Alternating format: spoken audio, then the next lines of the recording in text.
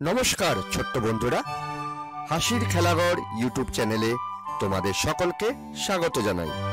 কেমন আছো তোমরা সবাই?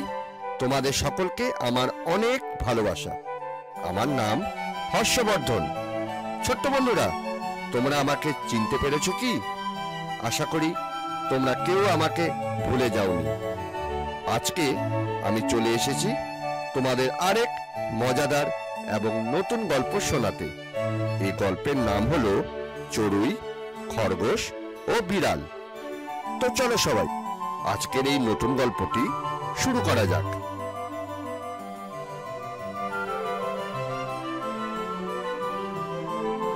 এক যে ছিল কাক, তার নাম হলো মেঘবর্ণ, আর চড়ুই তার নাম ছিল কুট্টুস। তারা থাকতো বনের মধ্যে মস্ত বড় এক বট গাছে। দুজনের গলায় গলায় বেশ ভাব, কেউ কাউকে না দেখে থাকতে পারত না। প্রতিদিন ভোরবেলায় তারা বেরিয়ে যায় খাবারের খোঁজে। সূর্য অস্ত গেলে ফিরে আসে। তারপর ঘুমাতে যাওয়ার আগে পর্যন্ত গল্প গুজব করে। সারাদিন কে কোথায় মজার জিনিস দেখেছে এসব কথা একে অপরকে শোনায়। এভাবে মহা আনন্দে দিন কাটছিল দুজনে। একদিন সকাল বেলায় একদল চড়ুইয়ের সঙ্গে কুট্টুস চলে গেল ধান খেতে। যাওয়ার সময় চড়ুই বলল, ভাই মেঘবর্ণ, আমার না ধান খেয়ে 2 দিন লাগতে পারে, আমার বাসাটা একটু দেখো। 2 দিন কেটে গেল, কুট্টুস আর আসে না। মেঘবর্ণ আশায় আশায় থাকে, তার ভালো লাগে না। শেষে সে মহা দুশ্চিন্তায় পড়ে গেল। ফাঁদে আটকে পড়লো নাকি বাজ পাখি ধরে খেলো, এমনি ভেবে অস্থির মেঘবর্ণ। এদিকে হয়েছে কি, এক খরগোশ ছুটতে ছুটতে এসে বট গাছের কাছে এসে চড়ুইয়ের গর্তটা খালি পেয়ে ঢুকে পড়ল। বাসা বেশ বড়, তার খুব পছন্দ হলো। নিজের বাসা থেকে মেঘবর্ণ সব দেখল। সে খরগোশকে কিচ্ছু বলল না। দিন কয়েক পরে কুট্টুস চড়ুই পাখি ফিরে এসেছে। ধান খেয়ে বেশ মোটা সোটা হয়েছে। মেঘবর্ণ তখনও ফেরেনি। কুট্টুস খুশি মনে বাসায় ঢুকতে গিয়ে দেখে সেখানে এক খরগোশ। চড়ুই বলল, ওই খরগোশ, করছো কি? তুমি আমার বাসায় ঢুকে আছো যে, চটপট বেরিয়ে আসো। ভেতর থেকে মুখ বের করে খরগোশ বলল, তুমি কে হে? চড়ুই বলল, আমি কুট্টুস, বাসাটা আমার, তুমি বের হও। খরগোশ বলল, আবদার, কত খুঁজে বাসাটা পেয়েছি, ঝামেলা করো না বাপু, তুমি সটকে পড়ো। চড়ুই পাখি খুব রেগে গেল। সে বলল, এ আমার বাড়ি, কতদিন বাইরে ছিলাম, অমনি জবরদখল করলেই হলো। খরগোশ বলল, বেশ করেছি, যে বাসা ছেড়ে গেছে সেটা তোমার হলো কি করে, ভাগো এখান থেকে। চললো দুজনের ঝগড়া চলল, কিন্তু খরগোশ বাসার দখল ছাড়লো না। চড়ুইও ঘ্যান ঘ্যান করে সমানে তার দাবি জানাতে লাগলো। ঝগড়ার ফয়সলা যখন কিছুতেই হচ্ছে না, তখন চড়ুই পাখি বলল, শোনো ভাই, ঝগড়া বাড়িয়ে কাজ নেই, চলো বনে কত সাধু সন্ন্যাসী থাকে, তাদের কাছে যাই, তারা সব শাস্ত্র জানেন, বিচার করে দেবেন কোনটা ঠিক কোনটা বেঠিক, তাহলে হবে তো। খরগোশ বলল, কথাটা মন্দ বলনি, চলো তাহলে। বনের মধ্যে নদীর ধারে বড় গাছের নিচে সন্ন্যাসীরা ফকিরেরা ধ্যান করে। কুট্টুস ও খরগোশ তাদের একজনকে খুঁজতে গেল। এদিকে হয়েছে কি, তাদের ঝগড়া আড়ি পেতে শুনছিল এক বেড়াল। সে ভাবল, এই তো মোক্ষম সুযোগ, এবার পরিশ্রম না করে দুটোকে সাবার করা যাবে। সে তাড়াতাড়ি গিয়ে নদীর ধারে এক বটগাছের নিচে গলায় মালা পরে সাধু সেজে চোখ বুজে এক হাত বুকে রেখে ঘন ঘন মালা জপতে লাগলো। মাঝে মাঝে পিট পিট করে দেখছে চড়ুই ও খরগোশ আসছে কিনা। ওদের আসতে দেখে বেড়াল তপস্বী জোরে জোরে মন্ত্র আওড়াতে লাগলো।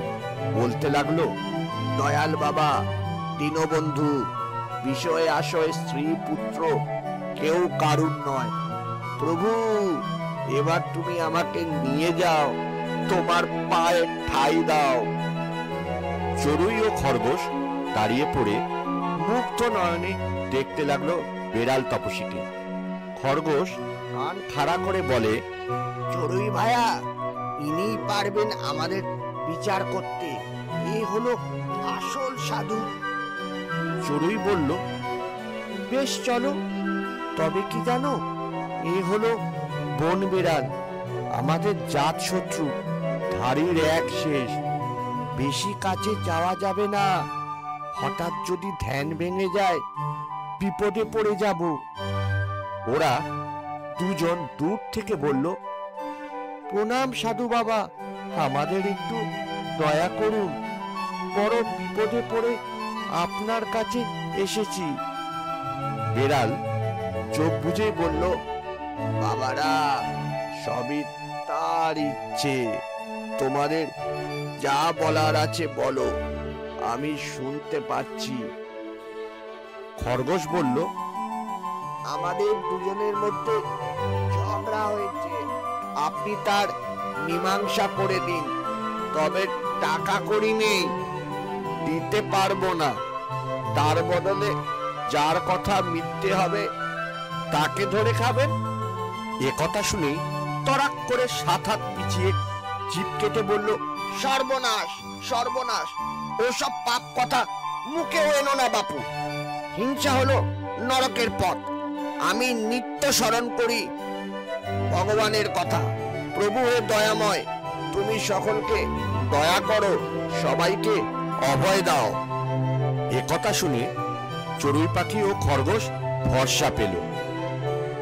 তারা হাত জোর করে বলল, তাহলে দয়া করে আমাদের ঝগড়াটা মিটিয়ে দিন। বিড়াল তপস্বী বলল, তবে কিনা বুড়ো হয়েছি তো, একটু কাছে এসে বলতে হবে। আগের মতো আর শুনতে পাই না। কবে যে ঈশ্বর আমাকে পরাপারে নিয়ে যাবে। চড়ুই পাখি ভয়ে ভয়ে দুপা এগিয়ে গিয়ে বলল, বাবাজি, বট গাছের কোটরে আমার বাসা ছিল। দিন কতকের জন্য আমি বন্ধুদের সঙ্গে ধান খেতে গেছিলাম, বাসাটা খালি ছিল। এই খরগোশ এসে দখল করে নিয়েছে। কাক মেঘবর্ণকে বলে গেছি একটু দেখতে, সেও বাসায় ফেরেনি বলে সাক্ষী হিসেবে নিয়ে আসতে পারিনি। বেড়াল বলল, সাক্ষী টাক্ষী লাগবে না, একটু আস্তে আস্তে বলো বাছা, সবটা শুনতে পাইনি। আর একটু কাছে এসে বলো না। এবার খরগোশ এগিয়ে এসে বলল, আমি বলছি বাবাজি, শুনুন তাহলে। শিয়ালের তাড়া খেয়ে একদিন পালাতে গিয়ে গাছের ফাঁকা কোটর আমার চোখে পড়ে যায়। তখন থেকেই আমি সেখানে থেকে যাই, কেউ আমাকে ঢুকতে বারণ করেনি। দিন কয়েক ধরে সেখানে আরামেই আছি। আজ সকাল না হতেই কোত্থেকে এই চড়ুইটা এসে হল্লা জুড়ে দিয়েছে, বলছে ওর বাসা। কিছুতেই আমার কথা শুনছে না। বিড়াল কানের কাছে থাবা নিয়ে খরগোশের কথাটা ভালো করে শুনল, তারপর বলল, এতক্ষণে বুঝলাম, একটা শেয়াল তার বাসাটা খালি রেখে বন্ধুদের সঙ্গে বেড়াতে গেছিল। তুমি চড়ুই পাখির তাড়া খেয়ে সেই বাসায় ঢুকে পড়েছ। বিড়ালের কথা শুনে চড়ুই পাখি ও খরগোশ একসঙ্গে হেসে উঠল। তারা বলল, আপনি দেখছি সব তালগোল পাকিয়ে ফেলেছেন, এবার ভালো করে শুনুন। বিড়াল তপস্বী আটকে ওঠার ভান করে বলল, কি বলছো? কানটা তাহলে একেবারেই গেল বুঝি? কানেরও আর দোষ কি বলতো? বুড়ো তো কম হয়নি, তাহলে আর একটু কাছে এসো বাপু। একজন বসো আমার একদম কাছে ডান দিকে, আর অন্যজন বসো আমার বাঁ দিকে। দুজনে দুদিক থেকে বলতে থাকলে আমি ঠিক কানে শুনতে পাবো। একজনের না শুনলেও অন্যজনের শুনতে পাবো। পরে অন্যটা না হয় আবার শুনবো। তাহলে কাছে চলে আসো, ওরা থেকেই সব বলো বাপুরা। তাই শুনে খরগোশ ও চড়ুই পাখি দুদিক থেকে এসে প্রবল বিশ্বাসে বিড়ালের আরো কাছে এগিয়ে এলো। তার যেই না কাছাকাছি এলো, তাদের বলারও সুযোগ দিল না। চড়ুইয়ে ধরল টুটি আর এক থাবাতে খরগোশকে দিল মেরে। তারপর আর কি, সরল সাদাসিধে চড়ুই ও খরগোশের প্রাণ গেল, আর বিড়াল তপস্বীর এক সপ্তাহের খাবার জুটে গেল।